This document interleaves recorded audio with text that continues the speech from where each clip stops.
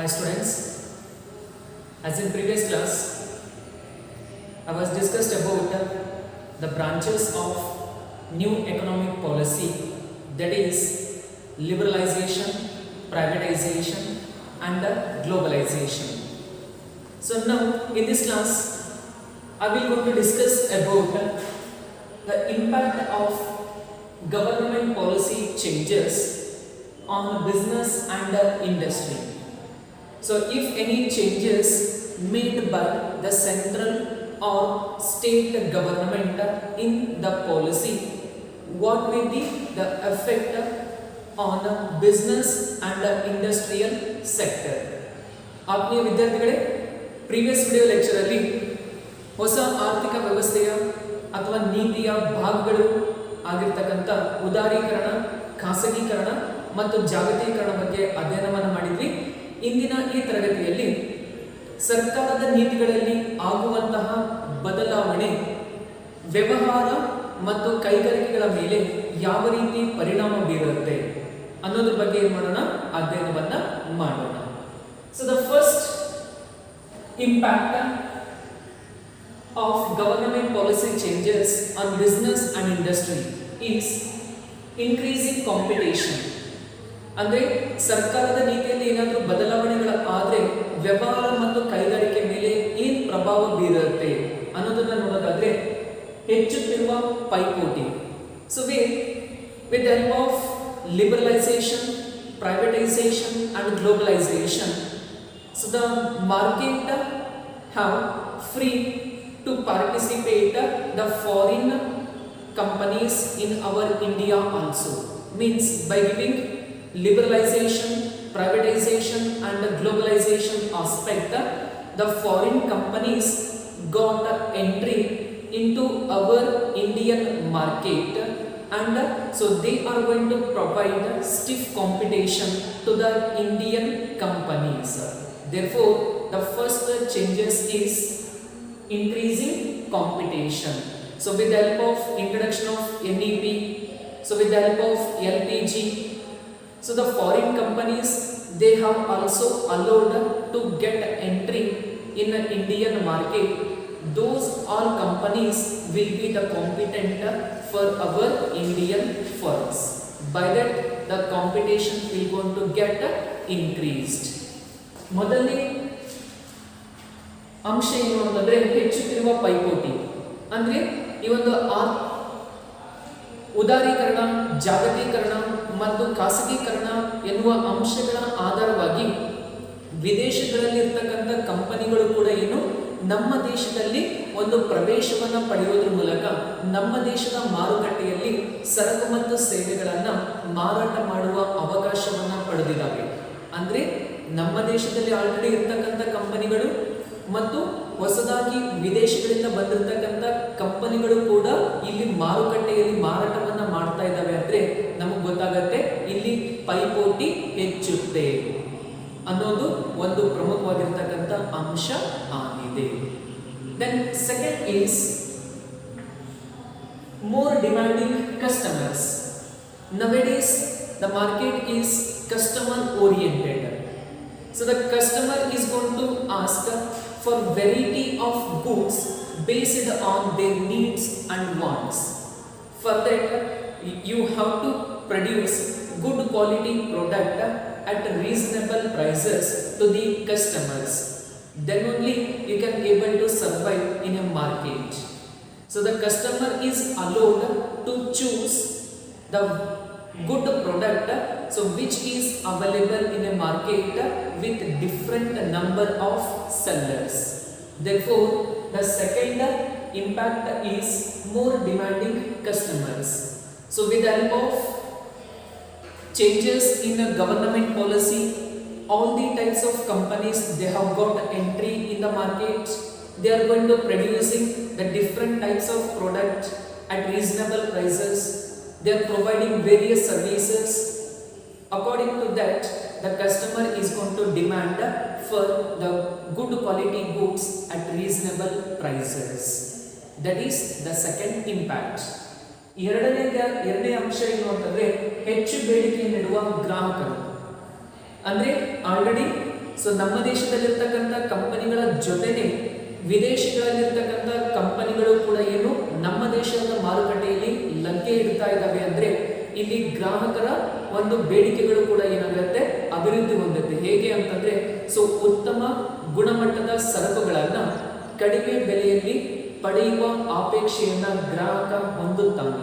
ಅಂದ್ರೆ for example ಒಂದೇ ರೀತಿಯ ಪ್ರಾಡಕ್ಟ್ ಅನ್ನ ನಮ್ಮ ದೇಶದ ಕಂಪನಿಗಳು ಕೂಡ ಮ್ಯಾನುಫ್ಯಾಕ್ಚರ್ ಮಾಡ್ತವೆ, ವಿದೇಶದ ಕಂಪನಿಗಳು ಕೂಡ ಮ್ಯಾನುಫ್ಯಾಕ್ಚರ್ ಮಾಡಿ ಕಡಿಮೆ ಬೆಲೆಗೆ ಮಾರಾಟ ಮಾಡ್ತಾ ಇದ್ದಾವೆ ಅಂತಂದ್ರೆ ಗ್ರಾಹಕ ಏನ್ ಮಾಡ್ತಾನೆ, ಸೊ ಆ ಒಂದು ಪ್ರಾಡಕ್ಟ್ ಅನ್ನ ಮೊರೆ ಹೋಗ್ತಾನೆ. ಅಂದ್ರೆ ಸೊ ಗ್ರಾಹಕರ ಅಭಿರುಚಿಗೆ ತಕ್ಕಂತೆ ನಾವೇನ್ ಮಾಡಬೇಕು, ಸರಕು ಮತ್ತು ಸೇವೆಗಳನ್ನ ಉತ್ಪಾದಿಸಿ ಅವರ ಆಯ್ಕೆಗೆ ಏನ್ ಮಾಡಬೇಕಾಗತ್ತೆ, ಅವಕಾಶವನ್ನ ನೀಡಬೇಕಾಗುತ್ತೆ. So that is second point. Then third is rapidly changing technological environment. So here for an industries, technology is a backbone. So you can take of any of the manufacturing organization, technology plays a very important role. So without technology, so it's difficult to imagine how the manufacturing process is to be undertaken. So therefore, with the help of certain changes in the policy, rapidly changing technological environment will be created based on the advancement in the technology. As a businessman, you need to implement the new technical equipment and methods of production in the business. According to that, you need to continue the enterprise by making the change in the technology. ಮೂರನೇದಾಗಿ ತೀವ್ರವಾಗಿ ಬದಲಾಗುತ್ತಿರುವ ತಾಂತ್ರಿಕ ಪರಿಸರ. ಅಂದ್ರೆ ಹಿಂದಿನ ದಿನಮಾನಗಳಲ್ಲಿರ್ತಕ್ಕಂಥ ತಂತ್ರಜ್ಞಾನ ಮತ್ತು ಪ್ರಸ್ತುತ ಇರುವಂತಹ ತಂತ್ರಜ್ಞಾನವನ್ನ ಹೋಲಿಕೆ ಮಾಡ್ಕೋಬಹುದು. ಸೊ ತಂತ್ರಜ್ಞಾನ ಅನ್ನೋದು ಉತ್ಪಾದನಾ ಕೈಗಾರಿಕೆಗಳ ಬೆನ್ನೆಲುಬು ಅಂತ ಕರಿತೀವಿ. ಯಾಕೆ ಅಂತಂದ್ರೆ ಹಲವಾರು ರೀತಿಯ ಯಂತ್ರೋಪಕರಣಗಳು ಬೇಕಾಗ್ತವೆ, ಅವುಗಳ ಸಹಾಯದಿಂದ ಉತ್ಪಾದನೆಯನ್ನ ಮಾಡಲಾಗುತ್ತೆ. ಆದ್ದರಿಂದ ಇಂದಿನ ದಿನಮಾನದಲ್ಲಿ ಉತ್ಪಾದನಾ ವೆಚ್ಚವನ್ನ ಕಡಿಮೆಗೊಳಿಸಬೇಕು, ಉತ್ಪಾದನೆಯನ್ನ ಅಧಿಕ ಪ್ರಮಾಣದಲ್ಲಿ ಕೈಗೊಳ್ಳಬೇಕು ಅಂತಂದ್ರೆ ತಂತ್ರಜ್ಞಾನ ಬೇಕಾಗತ್ತೆ. ಸೊ ಆ ತಂತ್ರಜ್ಞಾನದಲ್ಲಿ ಏನ್ ಬದಲಾವಣೆ ಆಗಿದಾವೆ, ಆ ಎಲ್ಲಾ ಬದಲಾವಣೆಗಳನ್ನ ನಮ್ಮ ಕಂಪನಿಯಲ್ಲಿ ಬದಲಾಯಿಸಿಕೊಳ್ಳುವ ಮೂಲಕ ಅಥವಾ ಅಳವಡಿಸಿಕೊಳ್ಳುವ ಮೂಲಕ ನಾವು ಕೂಡ ತಂತ್ರಜ್ಞಾನಕ್ಕೆ ತಕ್ಕಂತೆ ಬದಲಾಗಬೇಕಾಗುತ್ತೆ. That is the third impact. Then fourth is necessity for change, ಬದಲಾವಣೆಯ ಅವಶ್ಯಕತೆ. So always the environment is not constant, it will be changing in the nature. So like why after the introduction of new economic policy 1991, so whatever the changes made in the policy, that every business and industry must adopt the changes, that becomes very necessary. So if you not adopted the changes means it is difficult to survive.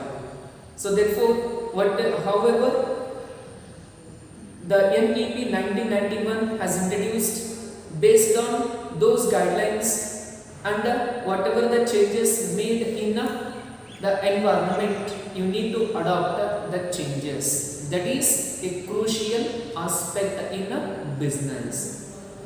ಬದಲಾವಣೆಯ ಅವಶ್ಯಕತೆ ಅಂದ್ರೆ ತಂತ್ರಜ್ಞಾನ ಬದಲಾವಣೆ ಆಗಿರಬಹುದು ಅಥವಾ ಈ ಒಂದು ಆರ್ಥಿಕ ಪರಿಸರದಲ್ಲಿ ಬದಲಾವಣೆ ಆಗಿರಬಹುದು. ಎಲ್ಲ ರೀತಿಯ ಬದಲಾವಣೆಗಳಿಗೆ ನಾವು ಹೊಂದಾಣಿಕೆ ಮಾಡ್ಕೋಬೇಕಾಗುತ್ತೆ. ಉದಾಹರಣೆಗೆ ಹೊಸ ಆರ್ಥಿಕ ನೀತಿಯ 1991 ರೂಪಿಸಲಾಯಿತು. ಅದರ ಒಂದು ಬದಲಾವಣೆಗೆ ತಕ್ಕಂತೆ ಸೊ ನಾವೇನ್ ಮಾಡಬೇಕಾಗುತ್ತೆ ಅಂತಂದ್ರೆ ವ್ಯವಹಾರ ಕ್ಷೇತ್ರದಲ್ಲಿ ಉಂಟಾಗುವ ಬದಲಾವಣೆಗಳನ್ನು ಕೂಡ ಗಮನಿಸಬೇಕಾಗತ್ತೆ. ಆದ್ರಿಂದ ಈ ಒಂದು ಬದಲಾವಣೆ ಅನ್ನೋದು ಶಾಶ್ವತ ಅಲ್ಲ, ಅಂದ್ರೆ ನಿರಂತರವಾಗಿರುತ್ತೆ ಬದಲಾವಣೆ ಅನ್ನೋದು. ಸೊ ಇವಾಗಿರ್ತಕ್ಕಂಥ ಟೆಕ್ನಾಲಜಿ ಇನ್ನು ಸ್ವಲ್ಪ ದಿನಕ್ಕೆ ಏನಾಗುತ್ತೆ, ಔಟ್ಡೇಟ್ ಆಗತ್ತೆ. ಸೊ ಈಗಿರ್ತಕ್ಕಂಥ ಎನ್ವೈರನ್ಮೆಂಟ್ ಸೊ ಮುಂದೆ ಇದೇ ರೀತಿಯಾಗಿರುತ್ತೆ ಅಂತೇಳಿ ಹೇಳೋದಕ್ಕೂ ಕೂಡ ಕಷ್ಟ ಆಗತ್ತೆ. ಆದ್ರಿಂದ ಬದಲಾವಣೆ ಅವಶ್ಯಕವಾಗಿ ಮಾಡಬೇಕಾಗುತ್ತೆ. Then fifth is need for developing human resource.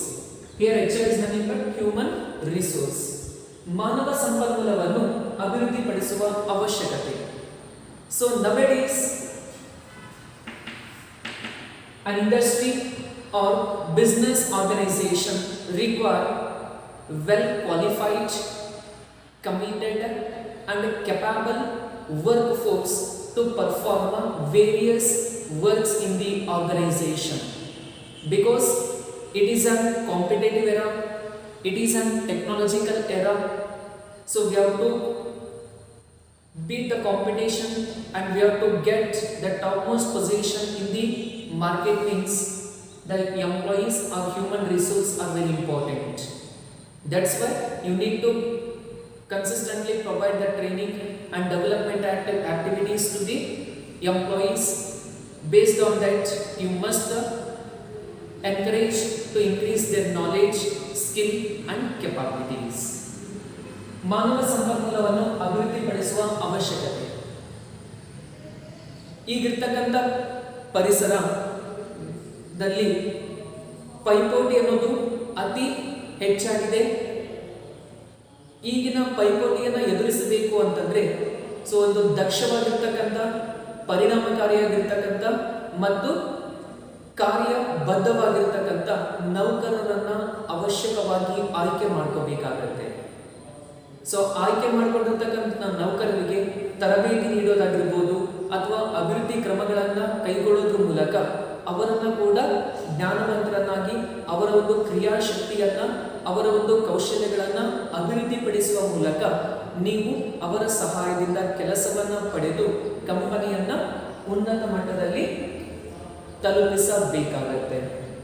That is the fifth impact. Then sixth is market orientation, ಮಾರುಕಟ್ಟೆ ದೃಷ್ಟಿಕೋನ. So when you observe the previous market era, so whatever the product manufactured by a marketer, that has to be purchased by a customer, but the trend has changed. Nowadays market is customer oriented, based on the needs, wants, desires of the customer. The manufacturer is going to manufacture the product and sell to the customer. That is why nowadays it is a customer oriented market. As per their will and wish, the manufacturer must produce the goods and sell to the customer. So ಹಿಂದಿನ ದಿನಮಾನಗಳಲ್ಲಿ ಮಾರಾಟಗಾರ ಏನು ವಸ್ತುಗಳನ್ನು ಮಾರಾಟ ಮಾಡ್ತಾ ಇದ್ರು ಅದನ್ನ ಗ್ರಾಹಕರು ಖರೀದಿ ಮಾಡ್ತಾ ಇದ್ರು. ಹೆಚ್ಚಿನ ಪ್ರಮಾಣದ ಆಯ್ಕೆಗೆ ಅವಕಾಶ ಇರಲಿಲ್ಲ. ಆದರೆ ಈಗೇನಾಗಿದೆ ಅಂತಂದ್ರೆ ಮಾರುಕಟ್ಟೆ ಗ್ರಾಹಕ ದೃಷ್ಟಿಕೋನವನ್ನು ಹೊಂದಿದೆ. ಗ್ರಾಹಕರ ಅಭಿರುಚಿ, ಗ್ರಾಹಕರ ಅಗತ್ಯತೆಗಳಿಗೆ ತಕ್ಕಂತೆ ಮಾರಾಟಗಾರ ವಸ್ತುಗಳನ್ನು ಉತ್ಪಾದಿಸಿ ಅವುಗಳನ್ನು ಮಾರಾಟ ಮಾಡೋದ್ರ ಮೂಲಕ ಮಾರುಕಟ್ಟೆಯಲ್ಲಿ ತನ್ನ ಅಸ್ತಿತ್ವವನ್ನು ಕಾಯ್ದುಕೊಳ್ಳಬೇಕಾಗುತ್ತೆ. That is called market orientation. ಅದನ್ನ ಮಾರುಕಟ್ಟೆ ದೃಷ್ಟಿಕೋನ ಅಂತೇಳಿ ಕರೆಯಲಾಗುತ್ತೆ. Then last is loss of budgetary support to the public sector. ಅಂದ್ರೆ ಈ ಒಂದು ಸಾರ್ವಜನಿಕ ವಲಯಕ್ಕೆ ಸಿಗ್ತಕ್ಕಂಥ ಒಂದು ಮುಂಗಡ ಪತ್ರದ ಹಣ ಅಥವಾ ಈ ಒಂದು ಹಣಕಾಸಿನ ಸಹಾಯ ಕೂಡ ಏನಾಗ್ತಾ ಇದೆ, ಕಡಿಮೆ ಆಗ್ತಾ ಇದೆ. Because the central government has introduced, the government has introduced the new economic policy. In new economic policy there are certain changes were introduced, and the major changes made in public sector, and budget which comes from the government is gradually decreasing. It completely depend on the profit which is earned by the public sector enterprises only. Whatever the profit that is earned by the company, they have to use that profit for development and expansion of the branches. That is also the last impact. ಅಂದ್ರೆ ಯಾವಾಗ ಹೊಸ ಆರ್ಥಿಕ ನೀತಿಯನ್ನ ಪರಿಚಯಿಸಲಾಯಿತು ಹಾಗೂ ಈ ಒಂದು ಸಾರ್ವಜನಿಕ ವಲಯದಲ್ಲಿ ಬರ್ತಕ್ಕಂಥ ಕೈಗಾರಿಕೆಗಳಿಗೆ ನೀಡುವಂತಹ ಒಂದು ಹಣಕಾಸಿನ ಸೌಲಭ್ಯಗಳು ಕೂಡ ಏನಾಗ್ತಾ ಇದೆ, ಕಡಿಮೆ ಆಗ್ತಾ ಇದೆ. ಅಂದ್ರೆ ಒಟ್ಟಾರೆಯಾಗಿ ಸಾರ್ವಜನಿಕ ರಂಗದಲ್ಲಿ ಬರ್ತಕ್ಕಂಥ ಒಂದು ಸಂಸ್ಥೆಗಳೇ ಗಳಿಸಿದ ಲಾಭದ ಆಧಾರದ ಮೇಲೆ ಅವರೇ ಏನ್ ಮಾಡ್ಕೋಬೇಕಾಗತ್ತೆ, ಹಣಕಾಸಿನ ಸೌಲಭ್ಯಗಳನ್ನ ಪಡೆದುಕೊಳ್ಳಬೇಕಾಗುತ್ತೆ.